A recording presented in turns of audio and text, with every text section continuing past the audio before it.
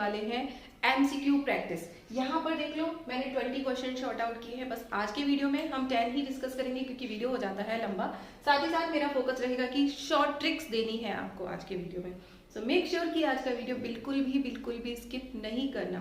और जो बच्चे नए आए हैं सो चैनल को सब्सक्राइब करके रख लो क्योंकि आपके लिए ये बहुत हेल्पफुल होने वाले हैं एग्जाम पॉइंट ऑफ व्यू से। और जो कर चुके हैं पहले से तो वो मेरे साथ साथ सॉल्व करेंगे और सॉल्व करने के बाद मुझे बताना कि आपके क्वेश्चंस कितने सही थे। ठीक है, तो यहाँ पर देखो सिंपल सा फर्स्ट क्वेश्चन है zeros of the quadratic polynomial x² + 99x + 127r। ये एक क्वाड्रेटिक पॉलिनोमियल है, इसके जीरोस कैसे होंगे? दोनों पॉजिटिव होंगे, दोनों निगेटिव होंगे, एक पॉजिटिव होगा एक निगेटिव होगा या दोनों इक्वल होंगे। अब हम इसको सॉल्व कैसे करेंगे? हम इसको मैन्युअली क्या करेंगे, स्प्लिट करेंगे, इसके जीरोस निकालेंगे और फिर वहां से देखेंगे कि पॉजिटिव है या नेगेटिव। बट ऐसा नहीं करना है, आपको सिर्फ एक चीज देखनी है, वो क्या है? अगर इक्वेशन के तीनों साइन पॉजिटिव है या तीनों ही निगेटिव है, ध्यान से सुन लेना मेरी बात को। अगर इक्वेशन के तीनों साइन पॉजिटिव है या तीनों ही निगेटिव है तो हमेशा आपके जीरोस निगेटिव ही आएंगे, दोनों निगेटिव आएंगे। तो यहाँ पर आंसर हो गया ऑप्शन बी राइट। ठीक है, अब देखो नेक्स्ट क्वेश्चन। यहाँ पर कह रहा है अगर एक जीरो किसी क्वाड्रेटिक पॉलिनोमियल इक्वेशन का जो कि ax² + bx + c की फॉर्म का है, निगेटिव है दूसरे का, एक जीरो दूसरे का निगेटिव है, तो क्या होगा? जो हमारा पॉलिनोमियल बनेगा वो कैसा होगा? उसके पास लीनियर टर्म नहीं होगा, कांस्टेंट टर्म नेगेटिव होगा, या फिर लीनियर टर्म नहीं होगा, कांस्टेंट टर्म पॉजिटिव होगा, या फिर लीनियर टर्म होगा और कांस्टेंट टर्म भी निगेटिव होगा, या फिर लीनियर टर्म के साथ कांस्टेंट टर्म पॉजिटिव होगा। तो यहाँ पर ऑप्शन ए इज राइट। जब कभी भी ऐसा आए कि एक जीरो दूसरे जीरो का निगेटिव हो, यहाँ पे ट्रिक नंबर 2 की बात कर रहे हैं हम, जब कभी भी एक जीरो दूसरे जीरो का निगेटिव हो तो वहां पर लीनियर टर्म जो है वो मिसिंग होगा। लीनियर टर्म क्या होता है? यहाँ पर देखो ax² + bx + c है ना, सो यहाँ पर x की पावर कितनी है? 1। x की पावर 1, पावर 1 का मतलब होता है लीनियर, तो bx लीनियर टर्म है।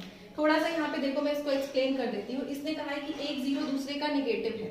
सपोज कर लो कि अल्फा क्या है, सपोज 1 है, तो बीटा क्या होगा? -1 होगा ना। और यहाँ से इन दोनों से अगर हम इक्वेशन बनाएंगे तो इक्वेशन बनेगी x², फॉर्मूला होता है alpha + beta × x + alpha × beta, यही होता है। तो यहाँ पर अल्फा + बीटा तो जीरो है, देखो अल्फा + बीटा +1 -1 0, और अल्फा × बीटा क्या है? अल्फा × बीटा है -1।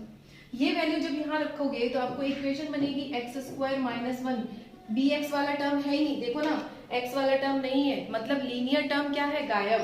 तो फर्स्ट हो गया कंसीडर कि नो लीनियर टर्म होगा। ठीक है, लीनियर टर्म होगा नहीं। दूसरी बात है कांस्टेंट टर्म नेगेटिव होगा, तो देखो कांस्टेंट टर्म ये -1c होता है ना कांस्टेंट टर्म, तो -1 दिख रहा है, क्लियर निगेटिव है। सो सही आंसर हो गया option number A is the right answer. दो ट्रिक हमने यहाँ पे सीख ली। देखते ही इक्वेशन को टिक कर देना है, टाइम वेस्ट नहीं करना है। 2 सेकंड में, यहाँ तो मैं बता रही हूँ इसलिए इतना टाइम लग रहा है आपको। जब ये सारी चीजें पता होंगी, अब प्रैक्टिस कर लोगे इन सारी चीजों की, ढूंढ के जहां कहीं भी एमसीक्यूज मिले प्रैक्टिस करो शॉर्ट ट्रिक्स की। ठीक है, अभी देखो नेक्स्ट क्वेश्चन।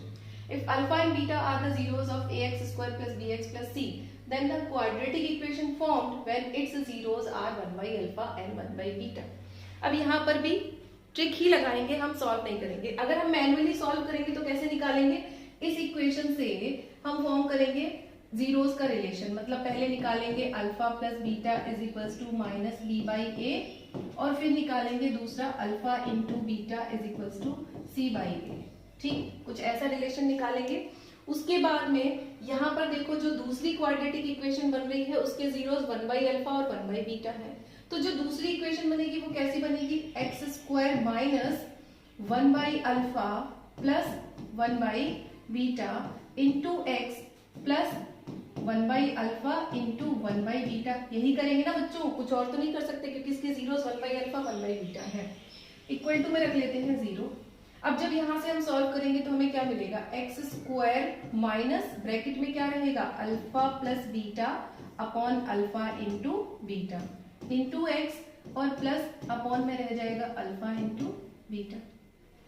यहाँ पर अब आप वैल्यू पुट करो अल्फा + बीटा और अल्फा × बीटा की, जो कि हमने यहाँ से निकाली है, तो हमें कुछ ऐसा मिल जाएगा x²। अब ये देखो अल्फा + बीटा निगेटिव है, ठीक है, तो माइनस माइनस क्या हो जाएगा? प्लस। यहाँ पे मैं डायरेक्ट रख रही हूँ b/a, और इनटू में क्या आ जाएगा? a अपॉन c आ जाएगा। सो c ये क्या हो जाएगा, a से a कट जाएगा और साथ में इसके क्या होगा x प्लस यहां पर क्या बन जाएगा आपका 1 अपॉन अल्फा बीटा है तो ये फ्लिप कर जाएगा, मतलब आ जाएगा a बाई सी, कुछ ऐसा मिलेगा आपको और इक्वेशन बराबर में रख देंगे C2 के। अब देखो इसको मैं यहाँ नीचे सॉल्व कर देती हूँ। इक्वेशन हमारी कुछ कैसी बन गई, यहाँ पर देख लो एक्स स्क्वायर, ये क्या बच गया प्लस का b by C into x plus a by C, कुछ ऐसा बन गया। और इसको सॉल्व करेंगे तो इसके अपॉन में 1 कर लेंगे। सो फाइनल इक्वेशन बन जाएगी हमारी C x square plus B x plus A is equals to 0। अब ये मैंने डायरेक्ट कर दिया क्योंकि इसके अपॉन में सी होगा ना, ऐसे करके सी होगा तो सी कहाँ चला जाएगा 0 के पास। तो मतलब आपकी जो फाइनल इक्वेशन बनी वो क्या बनी, C x square plus B x plus A. तो मैं ये कह रही हूँ बच्चों की ये आपको इतना करने की जरूरत नहीं है। ये जो हमने करा ना इसको करने में कितना टाइम लग गया देखो, तो इतना सारा करने की जरूरत नहीं है। जब कभी भी, ये तो आपका मैनुअली हो गया, जब कभी भी ऐसा दिया जाए कि 1 अपॉन अल्फा 1 अपॉन बीटा, तो सिंपल इस इक्वेशन को ना फ्लिप कर देना है, a की जगह पर c और c की जगह पर a कर देना है, कुछ नहीं होना। देखो a की जगह पर c आ गया और c की जगह पर a आ गया है, और कुछ हुआ क्या, कुछ भी नहीं हुआ। तो इतना हमें क्यों करना, हर जगह यही होना है, हर जगह टाइम वेस्ट नहीं करना है। देखो पहले जीरोस थे अल्फा और बीटा, अब जीरोस हो गए 1 upon alpha 1 upon beta. Condition को ध्यान रखना। तो हम क्या कर देंगे, c की जगह पर a को बिठा देंगे और a की जगह पर c को, मतलब इक्वेशन कौन सी सही हुई, ये वाली हमारी सही हो गई। ठीक है, देखो मैनुअली भी हमने करा तो हमें मिला C x square plus B x plus A, मिल गया कि नहीं मिल गया। तो ये है आपकी ट्रिक नंबर 3। ठीक है, तो इसको हम बिगाड़ देते हैं, यहाँ पे क्लियर कर लेते हैं। ठीक, अब समझ लिया हमने कि जब कभी भी 1 अपॉन अल्फा और 1 अपॉन बीटा की बात होगी तो हम क्या करेंगे, a को रिप्लेस कर देंगे c से और c को रिप्लेस कर देंगे a को। ठीक है, साइन नहीं बदलना, साइन बदला तो गड़बड़ हो जाएगी, जैसा कि मैंने यहाँ पे देखो टिक कर दिया है, option number B is right. तो ये आपकी थर्ड ट्रिक है। ठीक, अभी देखो इसी पर एक और न्यूमेरिक, ये तो आपका कॉन्सेप्ट हो गया। अब हम एक और प्रैक्टिस कर लेते हैं इस पे। If alpha and beta are the zeros of x square plus 3x plus 4 then the quadratic equation when it's zeros are 1 by alpha 1 by beta. Simple सी बात है, यहाँ पे a क्या है 1 और c क्या है 4। a इज इक्वल्स टू है 1 और c इज इक्वल्स टू है 4, यानी अब आपकी जो इक्वेशन बनेगी a की जगह पर c आ जाएगा तो बनेगा 4x square plus 3x plus 1। अब देख लो वहां पे कौन सी इक्वेशन है, इक्वेशन नंबर 1 इज राइट। कुछ करना ही नहीं है, हमने यहाँ से कॉन्सेप्ट बनाया, यहाँ पे रख दिया। ऐसे बहुत सारे क्वेश्चंस आप शॉर्ट आउट करके ढूंढ के प्रैक्टिस करो ताकि आप परफेक्ट हो जाओ। परफेक्शन होगा तभी आपके आंसर सही आएंगे, राइट। तो बहुत सारी ट्रिक्स के साथ आज हम क्वेश्चंस करने वाले हैं। ठीक है, नेक्स्ट क्वेश्चन देख लेते हैं आपका। The product of all zeros of cubic polynomial. एक क्यूबिक पॉलिनोमियल उसके जीरोस का प्रोडक्ट क्या होगा, तो हमें पता है कि अगर हम सम ऑफ जीरोस की बात करते हैं तो alpha plus beta plus gamma क्या होता है, माइनस बी बाई ए होता है। सम ऑफ प्रोडक्ट ऑफ जीरोस की बात करें तो alpha beta beta gamma plus gamma alpha की बात करते हैं तो क्या होता है, सी बाई ए होता है। एंड सिर्फ प्रोडक्ट की बात करें तो अल्फा बीटा गामा होता है माइनस का डी बाई ए। ये तो मैंने यहाँ लिखा है, नहीं तो देखते ही आपको पता चल जाएगा 4/5। सो आंसर क्या होगा, माइनस का 4/5। सीधे सीधे इक्वेशन को देखो, आंसर टिक कर दो, ऑप्शन बी इज राइट। ठीक है ना, यहाँ पर कोई ट्रिक नहीं थी, फॉर्मूला बेस्ड क्वेश्चन था। नेक्स्ट क्वेश्चन देखो, if 1 0 is reciprocal of other then the value of p। Again अगर एक जीरो दूसरे का रेसिप्रोकल है, एक जीरो दूसरे का रेसिप्रोकल का मतलब क्या है, अगर एक जीरो अल्फा होगा तो दूसरा 1 बाई अल्फा, कुछ ऐसा। देन तब आपकी ट्रिक नंबर 4 की बात करते हैं तो a और c दोनों बराबर होंगे बच्चों। क्या लिखा मैंने, when 1 0 is reciprocal of other then a is equals to c आपको लगाना है। क्या लगाना है, a is equals to c। So a क्या है 2, मतलब c भी क्या होगा 2, यानी p की वैल्यू क्या होगी 2 हो जाएगी। ठीक है बात, तो ये आपकी ट्रिक 4 थी, इसको भी दिमाग में बिठा लेना है, सॉल्व नहीं करना। हाँ, अगर आप सॉल्व करते तो कैसे करते, आप यहाँ पे निकालते इसको। चलो मैनुअली भी देख लेते हैं। सो थर्ड यहाँ पे ये कहाँ पे रखा है, p c की जगह पर रखा है। सो क्लियर, हम यहाँ से निकाल सकते थे product of zeros alpha beta is equals to क्या होता p, क्योंकि p बाई 2 होता, ठीक है। अब मान लेते हैं कि अल्फा अगर होता x तो बीटा क्या होता 1/x। तो यहाँ पर अगर हम रखते तो x into 1/x is equals to p/2 होता बच्चों, x से x कट जाता, so 1 is equals to p/2, so p is equals to 2। तो इतना करना क्यों, जब हमें टिकी करना था तो क्लियर दिमाग में बिठा लो, जब एक जीरो दूसरे का रेसिप्रोकल होगा तो a और c दोनों बराबर होंगे, ठीक बात है। नेक्स्ट क्वेश्चन देख लेते हैं अपना, question number 6। Okay, so polynomial whose coefficient are equal to dash is called zero polynomial. Degree नहीं लिखा है यहाँ पे, देखो डिग्री नहीं है, जीरो डिग्री पॉलिनोमियल नहीं है, जीरो पॉलिनोमियल है। तो कोई पॉलिनोमियल जीरो पॉलिनोमियल कब कहलाएगा, जब उसके सभी कोएफिशिएंट जीरो हो, ठीक है ना। जीरो डिग्री का मतलब होता है कांस्टेंट टर्म, तो जीरो डिग्री में भी पावर जीरो होती है। देखो अगर हम 3 को लिखें तो 3 को कैसे लिख सकते हैं, 3x की पावर 0, बट डिग्री नहीं पूछा तो इस पे हम फोकस नहीं करेंगे। उसने पूछा है कि एक पॉलिनोमियल जिसके कोएफिशिएंट कैसे हो तब वो 0 आ सकता है, तो जिसके कोएफिशिएंट इक्वल टू 0 हो। भाई ऐसे लिखेंगे 0x² प्लस 0x प्लस 0, तभी तो आएगा जीरो पॉलिनोमियल, अदरवाइज तो नहीं आ सकता ना, कुछ ना कुछ वैल्यू फिर हमें मिल जाएगी। सो ये था आपका क्वेश्चन। नेक्स्ट देखते हैं, zeros of quadratic polynomial this are. इस क्वाड्रेटिक पॉलिनोमियल के जीरोस क्या होंगे। अब क्या करेंगे बच्चे, करेंगे इसको स्प्लिट करेंगे, सॉल्व करेंगे, फिर मैच करेंगे। बट क्यों करना स्प्लिट, देखो हमें पता है कि प्रोडक्ट ऑफ जीरोस क्या होता है। देखो प्रोडक्ट ऑफ जीरोस अगर हम करें तो अल्फा इंटू बीटा क्या होगा, यहाँ से माइनस का BC अपॉन AB, यही होगा ना, माइनस का BC अपॉन AB। तो B से B जाएगा कट, मतलब आंसर आना चाहिए माइनस का C/A, माइनस का C/A आना चाहिए ना। देखो यहाँ से ये है C और ये है आपका ये। अब यहाँ पे देख लो किसका प्रोडक्ट आ रहा है, माइनस का C/A। इसका देखो प्रोडक्ट नहीं आएगा, क्लियर दिख रहा है, B अपॉन AC है, B upon AC into C upon B करेंगे तो B से B कट जाएगा, ये बचेगा C अपॉन AC। तो C से C भी काट दो तो मतलब 1/A बचेगा, क्लियर बात है, मतलब ये तो नहीं होगा। इसमें भी देखो मल्टीप्लाई करके तो हम करेंगे AB upon C into A upon B, तो B से B कट जाएगा, ये हो जाएगा A² अपॉन C, तो हमें तो चाहिए C अपॉन A, मतलब ये भी नहीं होगा।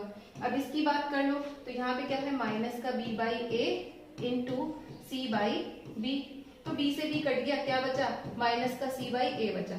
ये C/A माइनस का हमें भी चाहिए था, माइनस का C/A, मतलब यही आंसर सही है।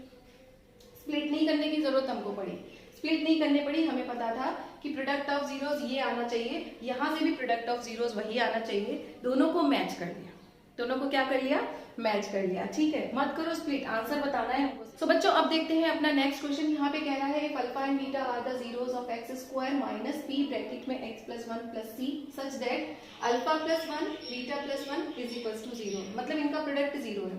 बट इस इक्वेशन को थोड़ा सा देखो, ये इक्वेशन क्या सही रखी है, नहीं रखी है, इसको थोड़ा सा ठीक कर लेते हैं।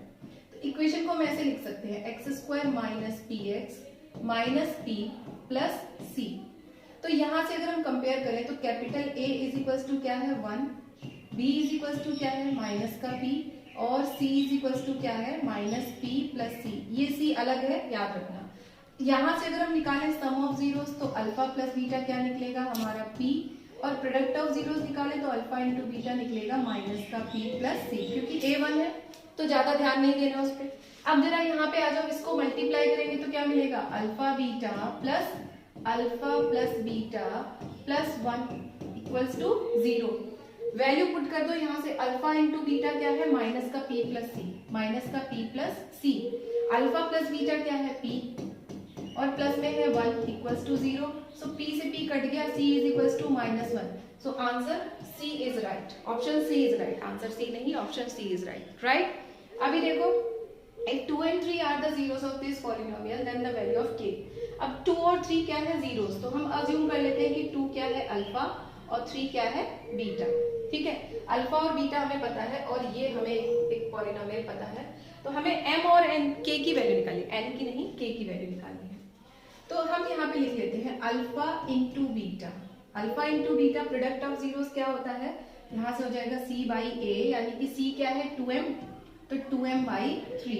अब अल्फा इंटू बीटा करो तो 2 3 जा, इन दोनों का मल्टीप्लाई कर दो, 2 3 जा कितना हो गया 6 इज इक्वल्स टू 2m/3, यानी कि सीधा सीधा यहाँ से m इज इक्वल टू कितना आना चाहिए, 9 आना चाहिए। अब देख लो m9 किस में है, m9 किस में है, c में है, मतलब c ऑप्शन सही होगा। फिर ठीक है, no no no no, m9 c में नहीं है, m9 d में है। ठीक है, देखो यहाँ से 18/2 आ जाएगा ना। चलो अगर थोड़ा सा भी डाउट रहता है तो हम प्रोडक्ट ऑफ जीरोस को भी टैली कर लेते हैं। Alpha plus beta is equal to क्या होता है, माइनस का b/a। सो माइनस b क्या होगा, माइनस का 2k। सो माइनस का 2k अपॉन में क्या आएगा, 3। अब अल्फा प्लस बीटा है तो 2 + 3 कितना होगा, 5। ठीक है, 5 में ये इंटू आ जाएगा 3, 15 बनेगा और यहाँ पे मिलेगा 2k। So k is equal to कितना मिल रहा है हमें, 15/2 मिल रहा है। तो मतलब 15/2, हाँ यही ऑप्शन सही है हमारा, कोई डाउट ही नहीं है, टैली भी हो गया हमारा। ये 10 क्वेश्चंस हो गए यहाँ पे कंप्लीट। ठीक है, 10 क्वेश्चन क्या हो गए कंप्लीट, और हमने ट्रिक्स भी सीख ली। नेक्स्ट वीडियो इससे भी ज्यादा इंटरेस्टिंग है, वहां पे और ज्यादा हम जीरोस को फाइंड आउट करेंगे, ट्रिक्स के साथ फाइंड आउट करेंगे, और कुछ लेंथी क्वेश्चंस भी हैं जिनको भी हम ट्रिक्स के साथ ही सॉल्व करने की कोशिश करेंगे। सो मेक श्योर जब तक कि वो वीडियो नहीं आता है तब तक आप इससे प्रैक्टिस कीजिए, क्वेश्चंस को ढूंढ के कॉन्सेप्ट लगाने की कोशिश कीजिए, ट्रिक लगाने की कोशिश कीजिए, ताकि एमसीक्यूज में आप एकदम परफेक्ट हो जाओ। जब क्वेश्चंस आपके सामने आए तो आप पेन उठाओ सिर्फ टिक करने के लिए, है ना, सॉल्व नहीं करने के लिए। सो मिलते हैं नेक्स्ट वीडियो में, तब तक आप इससे जो भी ट्रिक सीखी है उसकी प्रैक्टिस, अपने आंसर क्वेश्चन आंसर्स कहीं से भी निकाल लीजिए, प्रैक्टिस कर लीजिए। ठीक है, सो मिलते हैं नेक्स्ट वीडियो में, तब तक के लिए बाय।